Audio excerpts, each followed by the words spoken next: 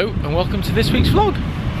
So currently in Dover and I'm about to get on the tunnel to go to France, and we're heading to Roubaix because you guessed it, I'm going to ride some cobbles, and we're actually going to make some video content for Cycling Weekly, a few different videos about cobbles and Paris-Roubaix and stuff, and I thought this would be a great opportunity to also do a vlog about riding the cobbles and about how I ride the cobbles. So that's what we're going to do, and I can also assure you that no 10 grand S-Works tarmacs are going to be harmed in the making of this video, because like last week, I'm okay though. I've recovered from my crash. I still feel a bit achy and sore, but I'm alright, and I've got a really cool bike to show you as well that I'm taking to France. So en avance, let's go.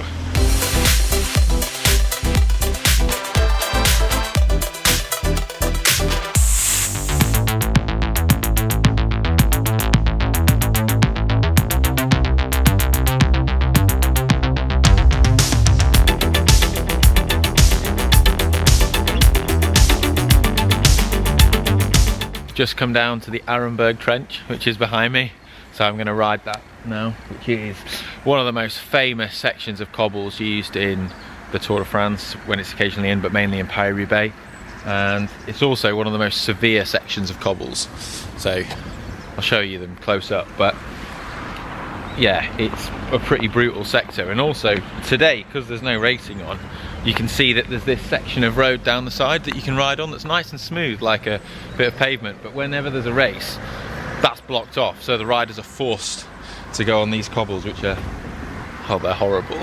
I've ridden them before. When the riders come in the Arenberg trench in the past, they've hit it by coming in on this turn here. So they come there and they swing around this corner straight down the trench down here, called the Roubaix d'Arenberg, and there's a mad like rush, like they're lining up for a sprint just to get into prime position, so that they're not at the back of the bunch when they come in here. It's crucial to be at the front if you're trying to win the race, because often there's been crashes. Like in 2016 there was a big crash down here which split the field, and a lot of the favourites got stuck behind the crash, and the winning group was the one that got ahead in front of the crash, with Matt Heyman in there as well. So I don't think I'm built for the cobbles. I'm not a big lad.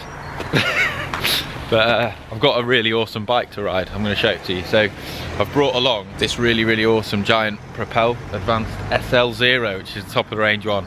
I've been testing it and using it in some other video content for Cycling Weekly this last week, so because it's such an amazing bling bike with a Shimano power meter on it, I couldn't resist bringing it along to ride here as well. So what kind of bike do you need to ride on the cobbles? I mean, there's all this talk, isn't there? You know, you see all the bikes advertised, like the Specialized Roubaix and the Trek de Marne, that are designed with dampening features to be ridden on this kind of surface. But to be honest, I mean, they might help a little teeny weeny bit, but if you don't have a specialist bike, don't let it put you off. I think the biggest difference is made by tyres, so try and fit the biggest tyres possible to your bike, and if you can run tubeless, do it, because you can run them at a lower pressure and not get pinched for that. I've got tubeless set up on this, so that's really useful. But to be honest, the cobbles just kind of hurt whatever bike you ride. If the best bike for the cobbles is actually probably a full suspension mountain bike, downhill mountain bike. That's the only thing that's going to feel decent. Everything else just, oh man. Right, let's hit the cobbles. Oh god, this is bloody horrendous.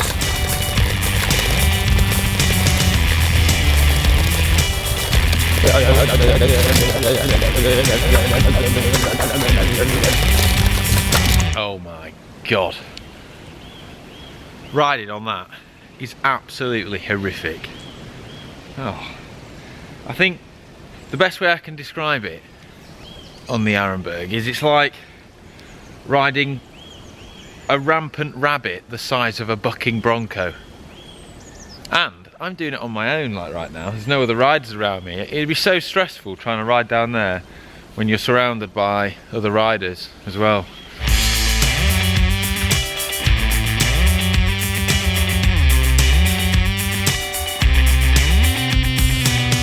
just come to a next sector to ride now. I rode through the Arenberg on the wheels that came with the Giant, and they've got quite narrow tyres on. They come up as, well, they're told to be 25mm, but they come up quite narrow.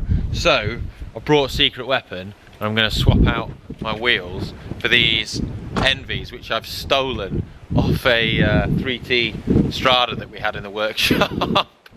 And it's got 28mm Conti GP4000s on it, and they're actually, I measured them with verniers, and they're coming up at 31mm wide, so should be giving me a bit more padding when I'm riding on the cobbles. So I'm going to bang these in the Giant now. Woo.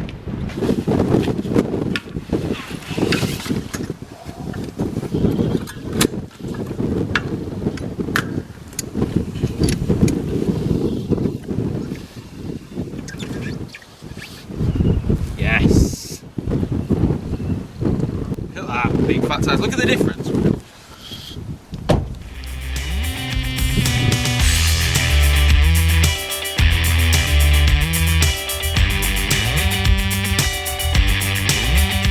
Professional riders often talk about this sensation of being able to glide over the cobbles when you really attack them hard with speed and trying to carry that speed over them. Now, I'm not a professional rider and I'm not an expert at riding over cobbles. And I can tell you that even when I seemingly try and ride over them fast and carry speed, it still feels incredibly uncomfortable. I don't know what they're talking about when they say there's this gliding sensation.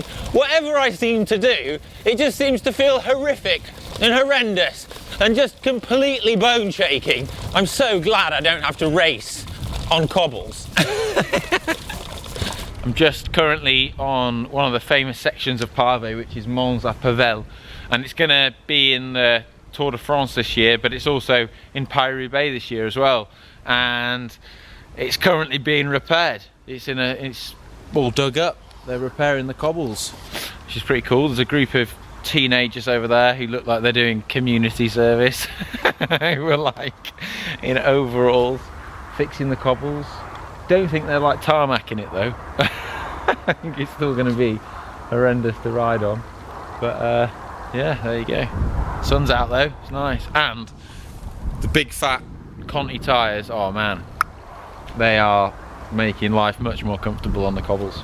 In terms of how to get to this part of the world to ride the cobbles for yourself, which I highly recommend you do, the best way to get here is pretty much by car, because public transport in the area is not great. You could sort of do a bike packing thing and get the train, the Eurostar, across the channel, and then go to somewhere like Paris or Brussels, and then get another train to somewhere like Kortrijk, and potentially stay in a hostel or something like that, or an Airbnb, and then ride from there. That's feasible. But in terms of getting around and stuff, ultimately a car's gonna be the best way to do it. In terms of planning a route, what I would suggest you do is go on Strava, because it's a great resource for finding out where the cobble sectors are, and then you can just plan a route that takes in a load of the ones that you want to do.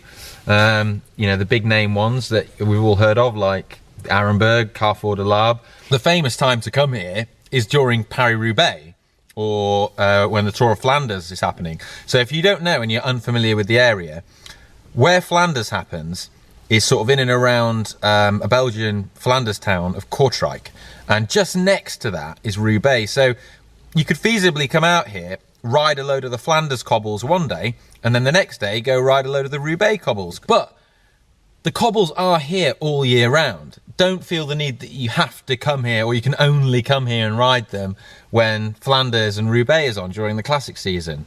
It's also really, really busy then as well.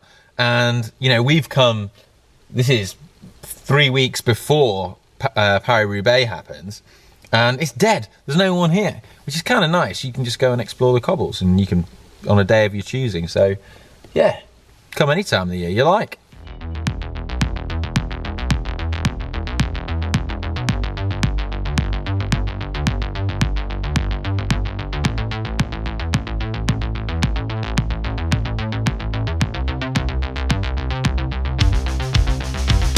when you're riding on the cobbles, it's not just physically tiring. Like, there's a big exertion on the whole body. It's, you know, I find in my arms, because I'm not used to it, I'm sort of bracing myself constantly, and it takes it out of me in that respect. But it's also mentally tiring, because you can't sort of relax. You have to constantly concentrate, you know, and look at where you're going and making sure that you're not going to stack it by like just going in a divot or slipping off. So yeah, it's hard work. It's really hard, especially, like, you know, I'm not a pro cobble rider. I'm rubbish on the cobbles, but it's fun. But it's a definite skill to it. You can see why people are specialists are riding on the cobbles. And if you come and ride this particular sector, Pavé de Moulin de Vertain, it's only 400 metre long sector, but it's nice though. There's a nice big windmill thing going on. So now I'm going to head over and do a couple of sectors of cobbles, which are going to be the final 2 sectors of cobbles in this year's Tour de France on stage 9. So check those out.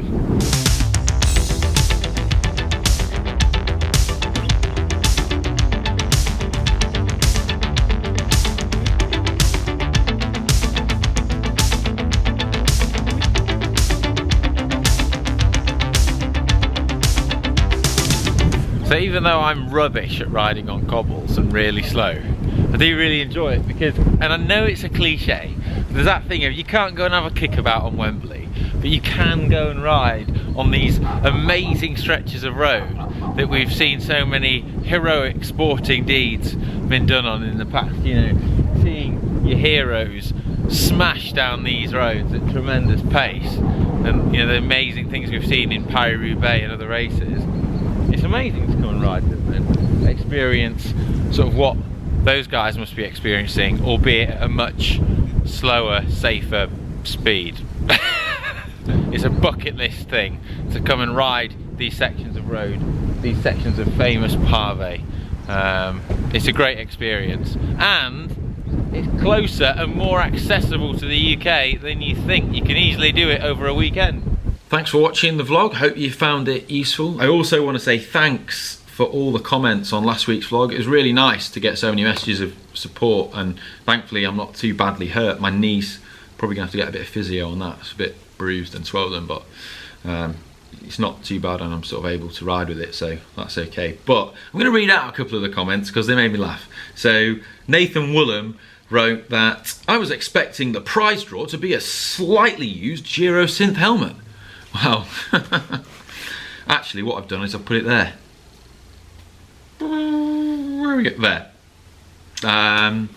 So yeah, it's going to be a prop from now on, that knackered Giro. Neil Truswell liked your comment. You wrote, unlucky Ollie in one way, but lucky in another, mate.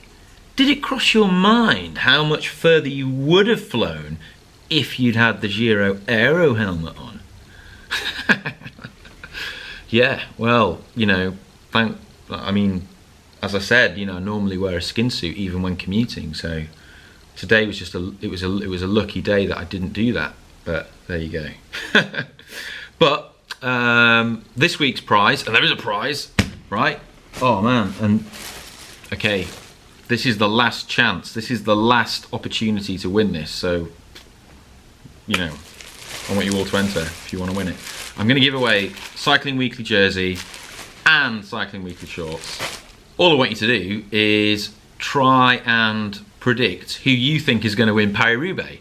And the first person to correctly write down an answer that predicts the correct winner, so I'll check them in chronological order, will win.